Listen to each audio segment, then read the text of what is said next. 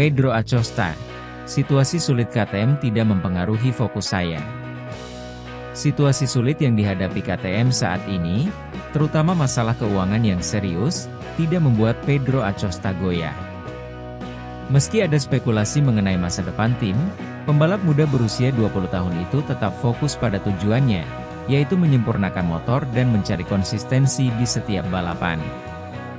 Saya senang bisa naik ke tim pabrikan dan yakin KTM akan melewati tantangan ini, ujar Acosta. Dengan bakat dan mentalitas juara, Acosta siap memberikan yang terbaik untuk KTM di ajang MotoGP. MotoGP 2025, masa depannya jadi tanda tanya. Pedro Acosta jaga asa di tengah krisis KTM.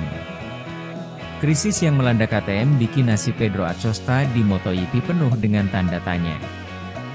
Rider yang disebut sebagai titisan Marc Marquez mencoba untuk menenangkan dirinya meski masa depannya masih tak menentu. Dia menuturkan bahwa kisruh yang tengah melanda pabrikan asal Austria tersebut tidak akan memengaruhinya.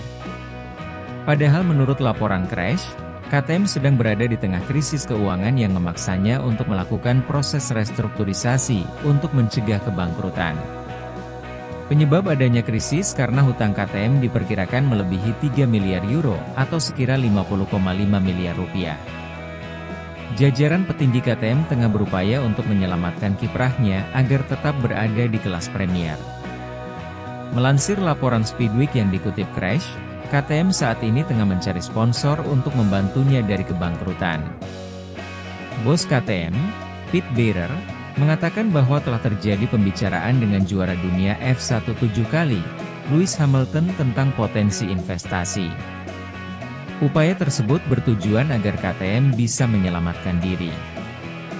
Namun masa depan KTM di MotoGP masih belum pasti. Meskipun KTM telah mengonfirmasi akan membalap pada tahun 2025, masih ada rencana untuk mundur dari balapan MotoGP 2026. Hal ini menimbulkan pertanyaan mengenai masa depan pembalap KTM, terutama rookie sensasional tahun 2024, Pedro Acosta. Namun, Acosta berusaha menenangkan suasana. Bahkan pembalap Spanyol tersebut tetap menjaga asanya untuk bertahan di kelas Premier. Dia yakin timnya akan melewati masa sulit ini dan melanjutkan kiprahnya di MotoGP. Saya senang bisa naik kelas ke tim resmi, yang memang sudah kami cari sejak awal, kata Acosta.